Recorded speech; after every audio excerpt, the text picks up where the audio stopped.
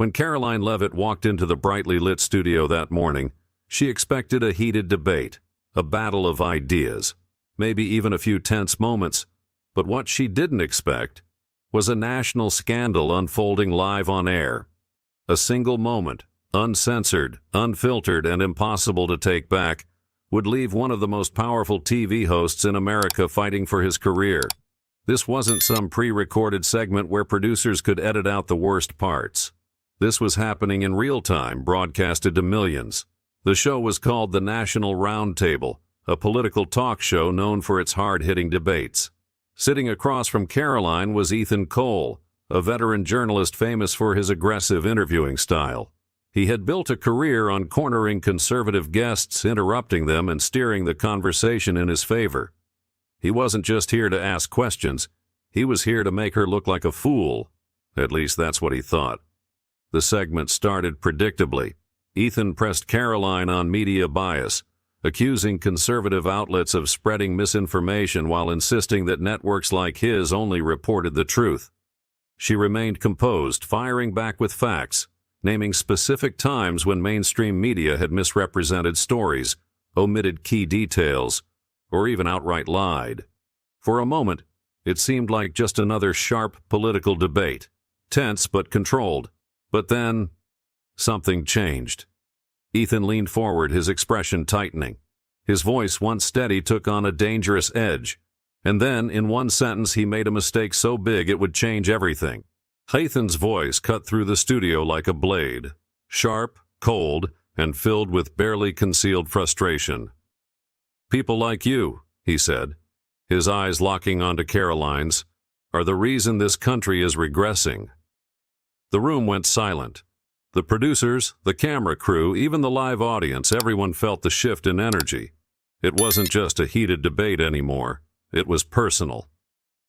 Karoline didn't flinch.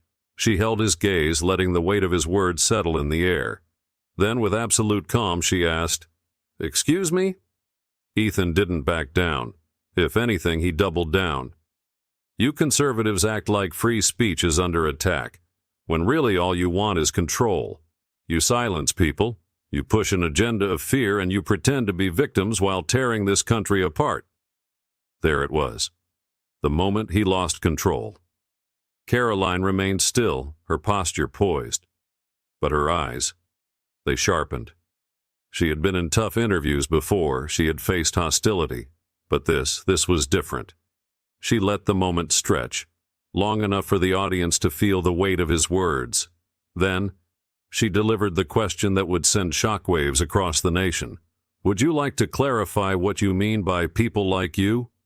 The tension in the room became thick enough to cut with a knife. Ethan hesitated, just for a second. But a second was all it took. Because the cameras were still rolling and the internet was watching. Ethan blinked. He knew he had made a mistake, but there was no way out. Millions of people were watching. The tension in the studio was suffocating. Finally, he exhaled sharply. "I meant conservatives," he said, his voice suddenly rushed, defensive.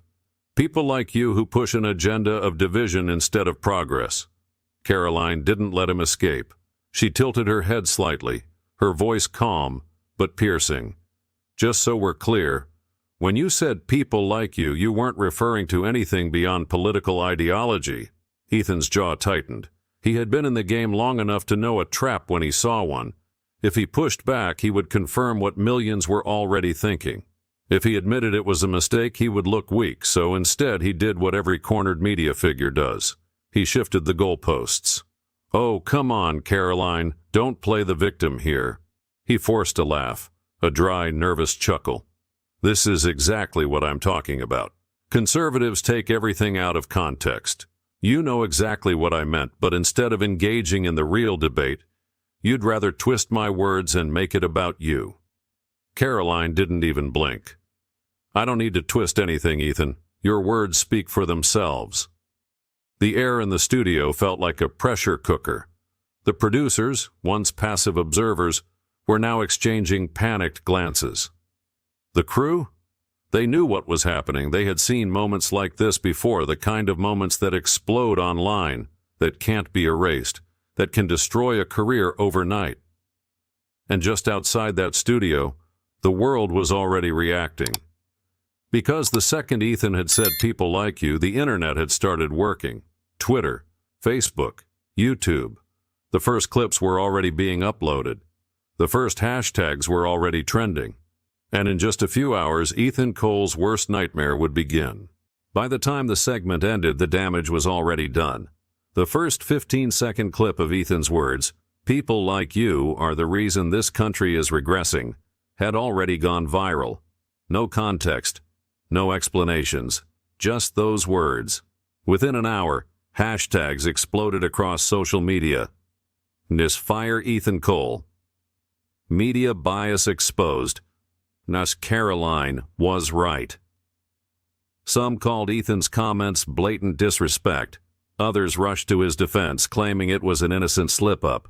But the full-length video, it only made things worse. Political commentators jumped in immediately. Right-wing analysts pounced on the moment, calling it a perfect example of mainstream media's arrogance. Even some left-leaning voices hesitated. While they disagreed with Karoline politically, they knew the implication of Ethan's words could not be ignored. And then, the sponsors got involved. By mid-afternoon, 3 of the biggest advertisers for the Morning Current had released statements. "We are reviewing our relationship with the network." That was corporate code for, "We don't want to be associated with this mess." By the evening, 5 more had pulled out. Inside the headquarters of NBS News, the network behind the Morning Current, panic had set in, because this wasn't just an embarrassing moment. This was a full-blown crisis. And the question they now faced was simple. Do they defend Ethan and risk total fallout? Or do they cut him loose before it gets worse? The answer was coming, and for Ethan, it would be devastating. Inside NBS News, the tension was suffocating. The executives weren't just worried, they were in full-blown damage control mode. Viewers were furious. Advertisers were backing out. And worst of all, other networks were piling on. Left-leaning pundits tried to distance themselves from Ethan, calling his comment poorly worded but not worth canceling him over. But conservative media? They seized the moment. Headlines exploded across Fox News, The Daily Wire, and Newsmax. Mainstream media exposed in real time Karoline Leavitt silences TV host with just one question. Ethan Cole's career is over. The pressure was mounting. Something had to give. By 3 p.m., NBS News released a carefully worded statement. Ethan Cole has been placed on indefinite suspension while we conduct an internal review of yesterday's broadcast. NBS News remains committed to respectful and fair journalism. It was corporate doublespeak, a desperate attempt to calm the outrage without making any real decisions, but the internet had zero patience for half measures. They didn't want a suspension. They wanted Ethan fired. And Karoline? She hadn't said a single word. No press conferences. No gloating.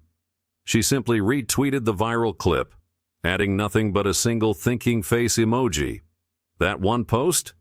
It sent shockwaves through the media. Because now, NBS News had a choice to make. Defend Ethan and risk alienating millions of viewers, or throw him overboard to protect their reputation? The answer came the next morning. At 9:15 a.m., NBS News made their final decision. Effective immediately, Ethan Cole is no longer affiliated with NBS News. We thank him for his years of service and wish him the best in his future endeavors. It was over. Ethan Cole, once a media powerhouse, was finished. But the controversy? It was just beginning. Ethan Cole was gone. But the firestorm he left behind, it was far from over. His firing split the country in two. One side celebrated, calling it a long overdue reckoning for media elites who had spent years talking down to millions of Americans. To them, Ethan's comments weren't just offensive, they were revealing, a glimpse into the arrogance of mainstream media. But the other side? They saw this as cancel culture at its worst. A man loses his career over a single comment, a moment of frustration. What happened to debate, to context? Right-wing voices were louder than ever, calling Ethan's downfall proof that conservative voices weren't just criticized in the media, they were actively silenced. And then, Ethan finally broke his silence. Late one evening, he posted a pre-recorded video statement. His face looked tired. His tone was calm, but his words were cutting. "I was fired because I spoke the truth. The media doesn't want truth, they want compliance. If you challenge the narrative, they erase you. This isn't about me, it's about all of us." The video exploded. Millions of views within hours. His supporters rallied, calling for boycotts against NBS News. His critics pushed back, arguing that this wasn't some grand conspiracy. He had crossed a line and he paid the price. And Karoline? She still didn't engage. No gloating, no back and forth. She let the world argue for her. But this wasn't just about Ethan Cole anymore. It was about the future of media itself.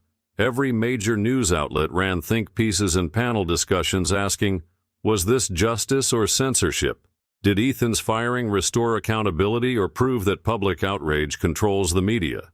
And most importantly, who decides what crosses the line? The debate stretched far beyond Karoline and Ethan. It became about the power of viral outrage, the role of social media in shaping reality, the fragile state of public discourse. But Ethan? He was out, but not done. Within a month, he launched his own independent show on YouTube, branding himself as a truth-teller silenced by the establishment. And Karoline? She moved on, but her name would always be tied to this moment. She hadn't just debated a TV host. She had changed the game. So now the question is, was this justice served, or a dangerous precedent? Did Ethan Cole's firing hold him accountable, or did it prove that public pressure now controls the media? One thing is certain, this won't be the last time this happens. And when it does, whose side will you be on?